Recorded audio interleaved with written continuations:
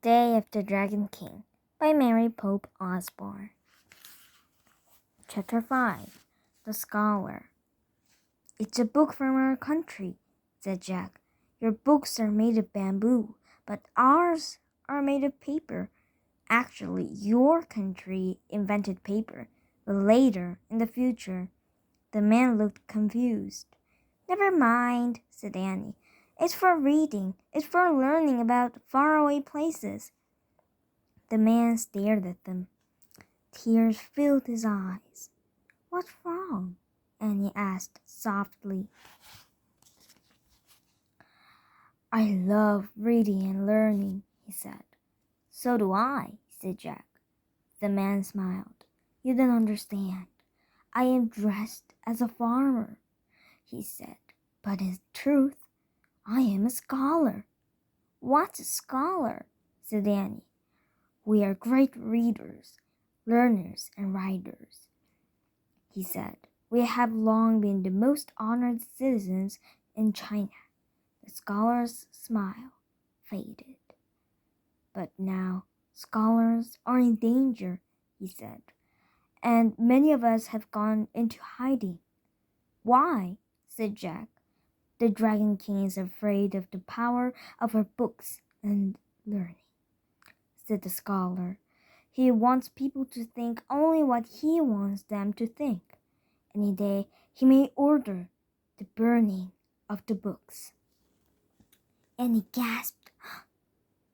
Does that mean what I think it means?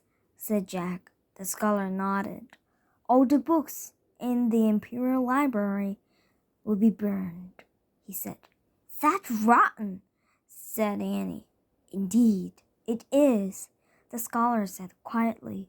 Listen, we have a mission to get a book from that library, said Jack. Who are you? asked the scholar. Show him, said Annie. She reached into her shirt pocket as Jack reached into his sack. They brought out the secret library cards. The letters shimmered in the sunlight. The scholar's mouth dropped open again. You are master librarians, he said. I have never met one so honored, who are so young. He bowed to show his respect. Thank you, said Jack and Annie. They bowed back to him. How can I help you? Asked the scholar. We need to go to the Imperial Library and find this book, said Jack. He held out Morgan's bamboo strip to the scholar. We will go to the Imperial Library, said the scholar. As for the story, I know it well. It is a true one, written not long ago. But I warn you, we will be in great danger. We know, said Annie. The scholar smiled. I am happy to be doing something I believe in again, said the scholar. Let us go. They all climbed into the front of the cart. The long line of wall builders was marching in the distance. As the oxen started forward, the scholar turned to Jack and Annie.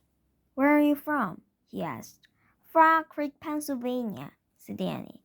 I have never heard of it, said the scholar. Do they have a library there?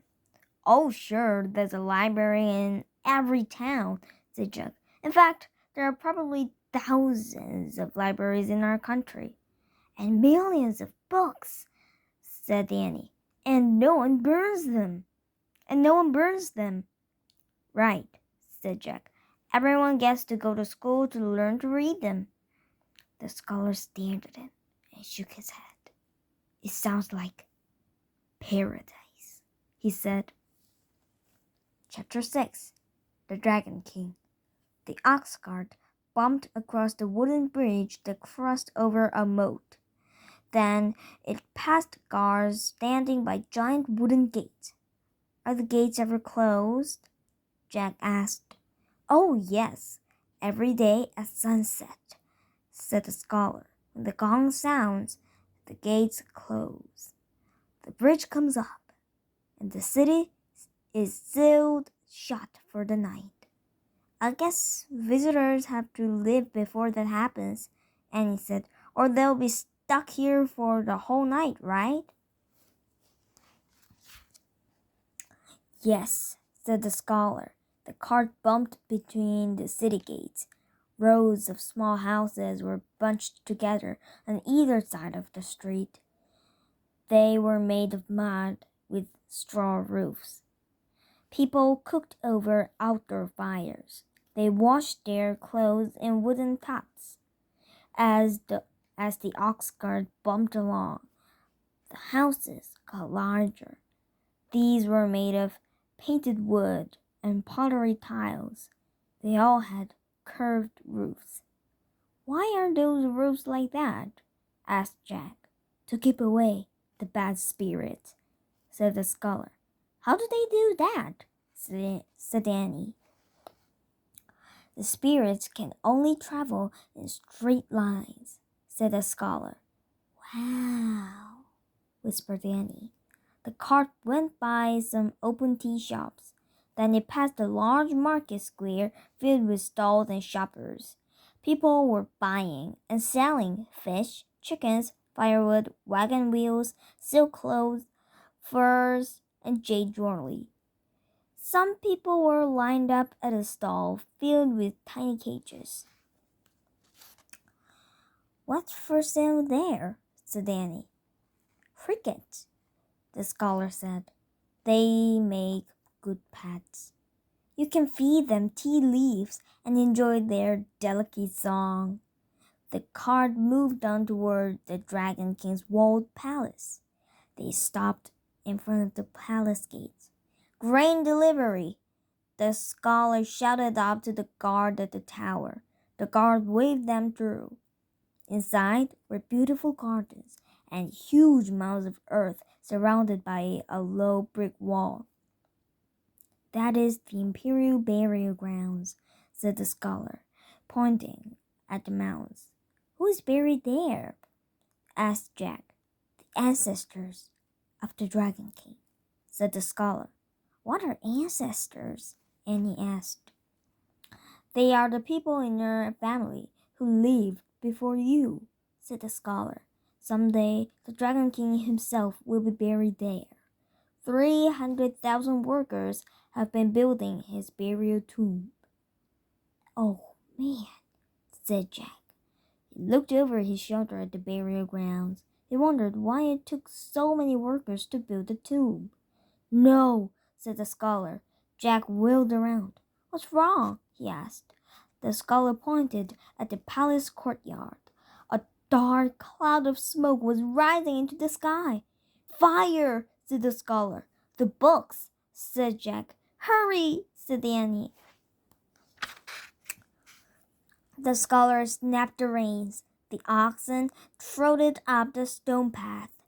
When the cart rolled into the courtyard, soldiers were everywhere. Some threw wood on a huge bonfire. Others were carrying bamboo strips down the steep stairs that led from the palace. Are those books? Asked Jack. Yes, the strips are tied together into different bundles, moaned the scholar. Each bundle is a book.